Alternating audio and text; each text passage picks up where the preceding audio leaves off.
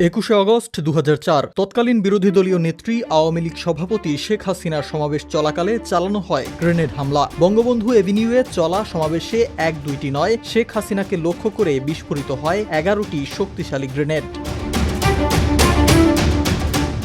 এ হামলায় প্রাণ যায় তৎকালীন শীর্ষস্থানীয় আওয়ামী লীগ নেত্রী আইভি রহমান সহ প্রায় 24 জন আওয়ামী লীগ নেতার। ন্যাক্কারজনক এ হামলার দায়ে পরবর্তীতে মামলা হয় তৎকালীন প্রধানমন্ত্রী খালেদা জিয়ার পুত্র তারেক জিয়া, বিএনপি নেতা আব্দুস সালাম পিন্টু, বরকাতুল জিহাদ প্রধান মুফতি হান্নান ও সাবেক স্বরাষ্ট্র প্রতিমন্ত্রী লুৎফুজ্জামান বাবর সহ 52 জনের বিরুদ্ধে।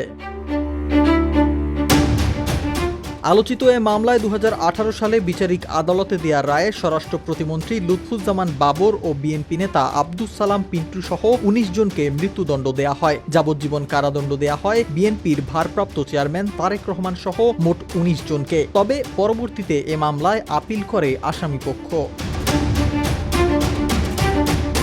আসামিপক্ষের করা এ আপিলে আজ রায় ঘোষণা করা হয়েছে। বিচারপতি এ.কে.এম. আসাদুজ্জামান ও বিচারপতি সৈয়দ এনায়েত হোসেনের বেঞ্চ রায় ঘোষণার জন্য মামলাটি কার্যতালিকায় রেখেছিলেন। আসামিপক্ষের আইনজীবীদের প্রত্যাশা অনুযায়ী রাজনৈতিক উদ্দেশ্যে যাদের নামে মামলা করা হয়েছিল তারা সকলেই খালাস পেয়েছেন।